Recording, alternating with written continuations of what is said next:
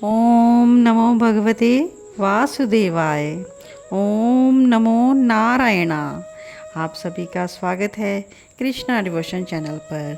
और आज का वीडियो आप सबके लिए लेकर आया है देवशयनी एकादशी व्रत की संपूर्ण जानकारी।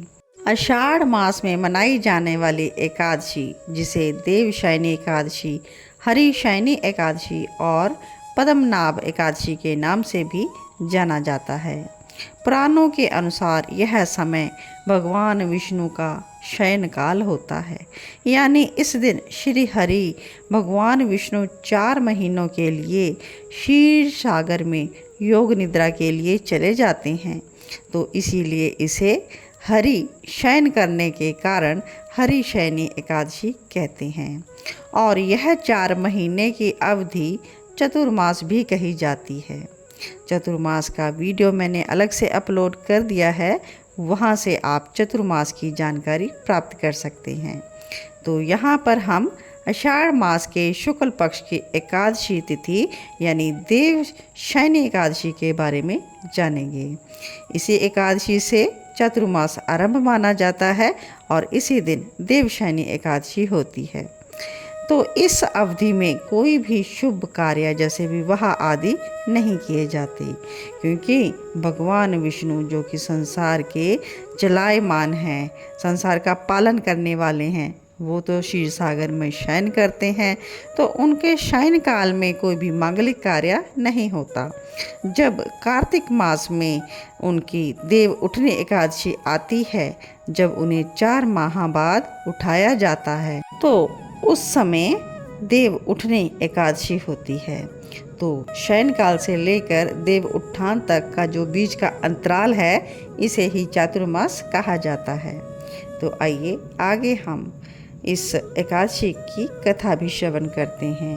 कहते हैं कि जो इस एकादशी की कथा भी सुन लेता है ना, तो वह भी बहुत ही पुण्यों का भागी हो जाता है। तो आइए मन लगाकर हम भगवान की कथा का श्रवण करते हैं। श्रवण भक्ति भी नवदा भक्ति का प्रमुख अंग है। तो आप श्रवण पुटों के माध्यम से अपने हृदय में प्रभु विष्णु जी का साक्षात्कार कीजिए और एकादशी व्रत धारण कीजिए और इस एकादशी व्रत की कथा श्रवण कीजिए। राजा युधिष्ठिर भगवान श्री कृष्ण से एकादशी कथा को कहने के लिए कहते हैं। तो भगवान श्री कृष्ण कहते हैं कि जिस कथा को ब्रह्मा जी ने नारद जी से कहा था, यही कथा मैं आपसे कहता हूँ। एक बार देव ऋषि नारद जी ने ब्रह्मा जी से इस एकादशी के विषय में जानने की उत्सुकता प्रकट की। तब ब्रह्मा जी ने उन्हें बताया कि सतयुग में मानदाता नामक एक चक्रवर्ती सम्राट राज्य करते थे। उनके राज्य में प्रजा बहुत सुखी थी, किंतु भविष्य में क्या हो जाए यह तो कोई नहीं जानता। अतः यह भी इस बात से अनभिज्ञ थे कि उसके राज्य में शीघ्र ही भयंकर अकाल पड़ने वाला है। तो उनके राज्य में पूरे 3 वर्ष तक वर्षा न होने के कारण भयंकर अकाल पड़ा। इस अकाल से चारों ओर त्राही त्राही मच गई। धर्म पक्ष के यज्ञ, हवन, पिंडदान, कथा, व्रत आदि में कमी हो गई। जब मुसीबत पड़ी तो धार्मिक कार्य में प्राणी की रुचि कहाँ रह जाती है। प्रजा ने राजा के पास आकर दुहाई देनी शुरू कर दी। राजा तो इस स्थिति को लेकर पहले ही दुखी था और अब वो सोचने लगे कि आखिर मैंने क्या पाप कर्म कर दिया कि जिसका दंड मुझे इस रूप में मिल रहा है। फिर इस कष्ट से मुक्ति पाने का कोई साधन करने के उद्देश्य से राजा सेना को लेकर अब जंगल की ओर चल दिए। वहाँ विचरण करते करते एक दिन उन्हें ब्रह्मा जी के पुत्र अंगिरा ऋषि के आश्रम में दिखाई दिए। तो वहाँ पर वो पहुँचते हैं और उन्हें साष्टांग प्रणाम करते हैं। तो यहाँ पर हमें यह भी शिक्षा लेनी चाहिए कि हमें जब भी कोई ऋषि मुनि मिले तो उन्हें साष्टांग दंडवत प्रणाम करना चाहिए। ऋषिवर ने आशीर्वाद दिया और उनकी कुशलता पूछी। फिर जंगल में विचरने और अपने आश्रम में आने का प्रयोजन भी जाना। तो इसी प्रकार अगर हमारे पास भी कोई घर में या कहीं अतिथि रूप में आता है तो हमें भी उनका पूर्ण आदर सत्कार करना चाहिए, और उनकी अगर कोई दुख समस्या है तो उसका भी हमें निवारण करना चाहिए। साथ ही साथ कथा के हमें अच्छी अच्छी जानकारियाँ, जो अच्छी जो मोटिव मिलता है हमें कर पाने का, क्या होता है इस मोरल स्टोरी में, अच्छे भाव उदय किए जाते हैं प्रभु के द्वारा कि हम उनको भी ग्रहण करें। सिर्फ कथा सुनने से तात्पर्य नहीं होता, इसका अभिप्राय जानना भी ज़रूरी होता है और उसको जीवन में धारण करना उससे भी अधिक ज़रूरी होता है। तो ब्रह्मा जी के पुत्र अंगीरा जी ने उनसे सब प्रयोजन जाना। तब राजा ने हाथ जोड़कर कहा, महात्मन, सभी प्रकार से धर्म का पालन करता हुआ भी मैं अपने राज्य में दुर्भिक्ष का दृश्य देख रहा हूँ, यानी कि अकाल पड़ गया है, कुछ भी नहीं है खाने पीने को। आखिर किस कारण से ऐसा हो रहा है? कृपया इसका समाधान कर दें। यह सुनकर महर्षि अंगीरा कहते हैं कि राजन, सब युगों से उत्तम यह सतयुग है। इसमें छोटे से पाप का भी बड़ा भयंकर दंड मिलता है। तो यहाँ पर सतयुग की यहाँ पर बिल्कुल अच्छा कहा गया है कि सतयुग तो सबसे युगों से उत्तम युग है। लेकिन यहाँ क्या इसकी जो बैड इफ़ेक्ट है, क्या है कि अगर कोई भी आप छोटा सा पाप कर दो तो उसका दंड भयंकर मिलता है। तो साथ ही यहाँ पर चेतावनी भी दी गई है। तो हमें भी इसी प्रकार से याद रखना है कि हमें छोटे से छोटे पाप का भयंकर दंड मिलने वाला है। भले ही यह सतयुग नहीं है, लेकिन कलयुग में भी हमें छोटे से छोटे पापों का बड़ा भयंकर दंड मिलता है। तो कोई भी कर्म करने से पहले सोच समझ के हमें विचार कर लेना चाहिए। तो आगे क्या कह रहे हैं कि इसमें धर्म अपने चारों चरणों में व्याप्त रहता था। सतयुग में ब्राह्मण के अतिरिक्त किसी अन्य जाति को तप करने का अधिकार नहीं था, जबकि आपके राज्य में एक शूद्र तपस्या कर रहा है। यही कारण है कि आपके राज्य में वर्षा नहीं हो रही। जब तक वह काल को प्राप्त नहीं होगा, तब तक यह जो अकाल है यह शांत नहीं होगा।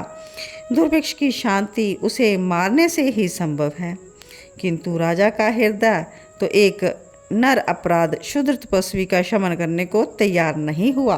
तो देखिए कितना ज़्यादा यहाँ पर राजा है, बहुत यानी कि ऊंची पदवी पर है, लेकिन उसका मन कितना निर्मल है कि वो एक शूद्र का भी यानी कि किसी का वध करने के लिए भी उसका मन उसको गवाही नहीं देता। वो तैयार नहीं होता किसी के भी मारने के लिए, कि अगर अकाल पड़ा है तब भी वो किसी को मारने के लिए तैयार नहीं है। तो हमें भी अपने मन को ऐसे ही निर्मल बनाना चाहिए कि हम किसी का बुरा सोचने से पहले 100 बार सोचें, और अगर कोई हमारा नुकसान होता है तब भी हम किसी के बारे में अपने मन में बुरी भावना ना लाएं।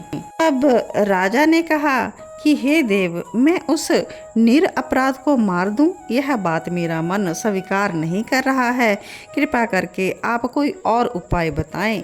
राजा होकर भी अपना नुकसान होता हुआ देखकर भी अकाल जो पड़ा हुआ है उसके राज्य में, उसका जो जानकर भी जो मेन पॉइंट है उनको ऋषि अंगीरा ने बताया, तब भी वो कहते हैं कि इस बात को मेरा मन मानने को नहीं हो रहा। मुझे तो आप इसके अलावा अगर कोई उपाय है तो वो बताएं। तब महर्षि अंगीरा क्या कहते हैं कि आषाढ़ माह के शुक्ल पक्ष की एकादशी का व्रत करो, और इस व्रत के प्रभाव से अवश्य ही वर्षा होगी। तो राजा ऐसा सुनकर अपने राजधानी में लौट आते हैं और चारों वर्णों सहित, यानी कि उन्होंने किसी भी वर्ण को पीछे नहीं रखा, चारों वर्णों को साथ लेकर चल रहे हैं, सबकी रक्षा करते हैं, सबका अच्छा सोचते हैं। तो सबको साथ लेकर यानी कि सारे राज्य में एकादशी का विधि पूर्वक व्रत किया। व्रत के प्रभाव से उनके राज्य में मूसलाधार वर्षा हुई और पूरा राज्य धन धान्य से परिपूर्ण हो गया।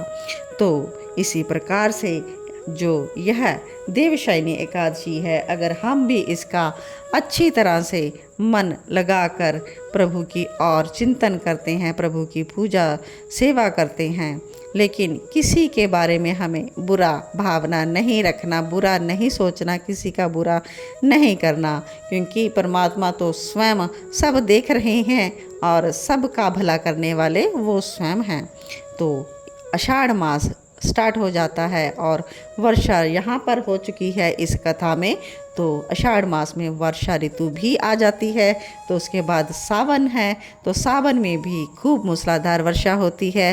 तो इन चतुर्मास में वर्षा भी खूब होती है, लेकिन प्रभु हमारे शयन करते हैं, तो हमें उनका बारंबार ध्यान करते हुए अपना मन प्रभु की आराधना में ही लगाना है और साथ ही साथ अपने मन, वचन और कर्म वाणी से किसी के लिए भी अशुद्ध वाणी नहीं कहनी है, अशुद्ध नहीं बोलना है। सभी जीवों का हमें भला ही करना है, तभी हमें लाभ होगा। भला का उलट होता है लाभ। अगर हम किसी का भला करें तो हमारा लाभ प्रभु स्वयं करेंगे। और जो लोग किसी मनोकामना को लेकर यह व्रत करते हैं तो उनकी मनोकामनाएं पूर्ण होती हैं। लेकिन जो हरि को प्रसन्न करने के लिए यह व्रत करते हैं, एकादशी और एकादशी तिथि से चातुर्मास का व्रत, तो भगवान उनकी आराधना, उनकी पूजा भक्ति सफल करते हैं। तो आप सभी एकादशी का व्रत ज़रूर करें, चातुर्मास का व्रत ज़रूर करें। तो इन्हीं शब्दों के साथ आज के वीडियो को विश्राम देती हूँ और वीडियो में आप कथा श्रवण के साथ साथ इसमें दी गई शिक्षा को ज़रूर ग्रहण करें और अपने जीवन में भी धारण करें, तभी तो हम प्रभु के अच्छे भक्त बन पाएंगे। तो इन्हीं शब्दों के साथ पूजा कृष्णा दासी को आप अपने जो हृदय में बैठे परमात्मा हैं, प्रभु प्रियतम मेरे राधा श्याम सुंदर हैं, उनको कोटि कोटि में दंडवत प्रणाम करती हूँ और आप सभी से आज्ञा चाहती हूँ। जय श्री कृष्णा, जय श्री राधे। ओम नमो भगवते वासुदेवाय।